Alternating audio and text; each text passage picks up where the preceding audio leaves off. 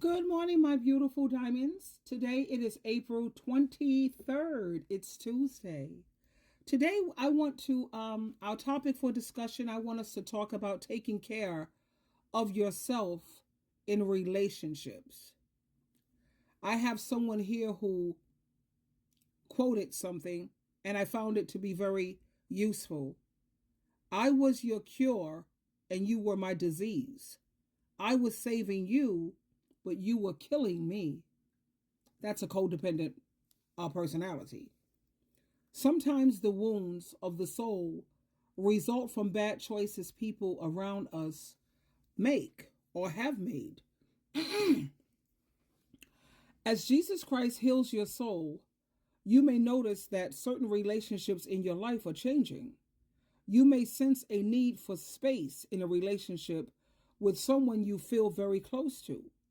Or you may have done a lot of things with one person for a long time, but now you are beginning to want to broaden your circle of friends.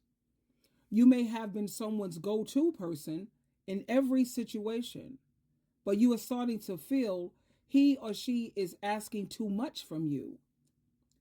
Different relationships change in different ways.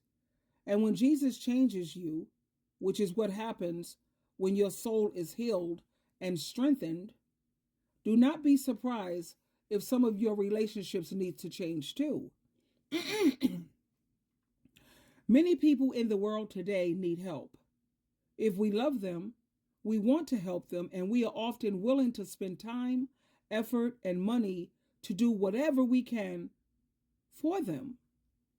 The Bible clearly teaches us to love and to serve one another. John chapter 13, verse 34, Romans chapter 13, verse 8, Galatians chapter 5, verse 13. But sometimes we can help people too much to the point the relationship becomes codependent, which is very, very unhealthy. When people are codependent, it means they allow someone else's problems or bad choices to control them. They don't know how their day will be because they wait to see how the other person is and what he or she needs.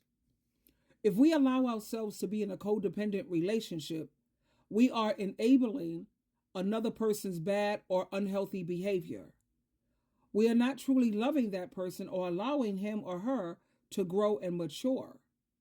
We are also failing to love ourselves. When a scribe asked Jesus, what was the greatest of all the commandments? Jesus said, the most important is to love the Lord your God with all your heart and with all your soul and with all your mind and with all your strength. Mark chapter 12, verse 28 through 30. Then he went on to say that the second most important command is this: you shall love your neighbor as you love yourself. Mark chapter 12, verse 31. So clearly, Jesus wants us to love ourselves, not to be selfish or self-centered, but to love ourselves in healthy ways, just as we love others in healthy ways. He has called us to help people, and even to do so when we may have to sacrifice something for ourselves. But he has also called us to allow other people's choices to not allow. He has not called us to allow other people's choices to control or to manipulate us. Whenever you see a Bible verse that talks about loving others, apply it also to loving yourself. That will help you to be a good friend or a family member while also helping you to take care of yourself in relationships. So what I want you to do this morning and all throughout your life is to remember to declare this: I am committed to loving other people while also loving myself. Now, what I would like to do is I would like to break it down. I always try to teach people as if they were an 8-year-old, because that makes it very simple to understand. When it comes to being codependent, let me give you an illustration. You know how we need friends and family to help us sometimes? Like when you need someone, let's say you're a child, and you need someone to tie your shoes or help you to reach a toy on the top shelf. Well, being codependent, it means that someone is relying too much on someone else to make them happy or to make them feel okay. It's like they can't tie their own shoe or get their own toy, and that's not healthy. It's so important to be able to do things on your own and make your own choices. Your happiness should not depend on another person. That's codependent. Just like you're learning to tie your shoes and do things for yourself, grown-ups need to learn to do the same thing. Also, imagine you and your best friend are playing together. You share your toys and you take turns picking the game. Now that's a healthy friendship. Codependency is like a friendship that's a little out of balance. One person might try to control everything and fix all the other person's problems. They might even feel like they don't matter unless they're taking care of their friend. You see, they're codependent. They always have to be taking care of someone or doing something for someone else. They can't be happy. That, even though that could make them unhappy, that is not a very healthy relationship. So it's important to have friends who can help and who can help you while you're helping them too. Just like in a healthy game, you take turns, you share. Your happiness should never ever depend on another person. I can't be happy unless I see that he's happy, or I know he's an alcoholic or a drug addict. My whole day depends on what he's going to be all about. No. I'm going to be happy regardless of him and his issues. That's no codependent. Now, I keep in mind also that Jesus Christ says, the greatest one among you is the one who is a servant, the one who loves to serve. That's different than being codependent, because my whole happiness should not. I used to have a codependent personality.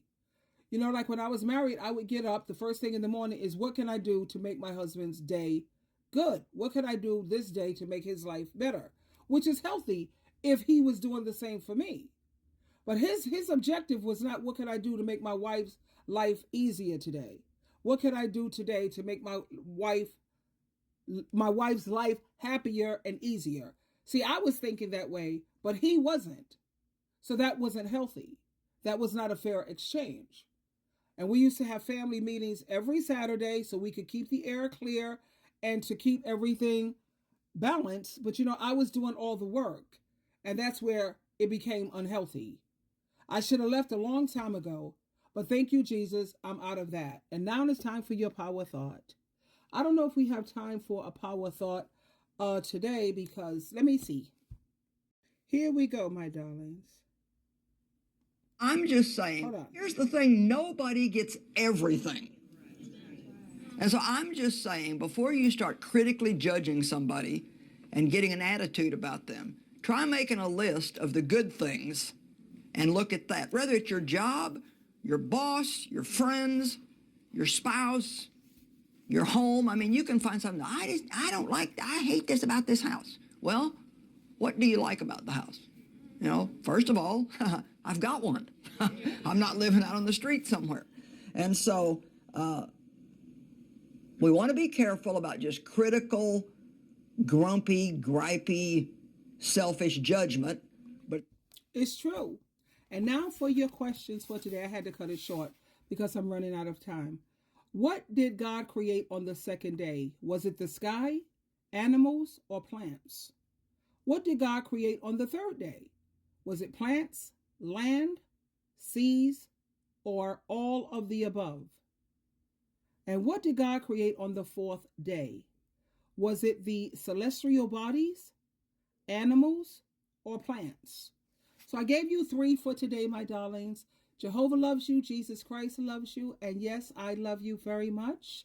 And you already know you have to be the light in this dark, gloomy world. Now go out there and shine.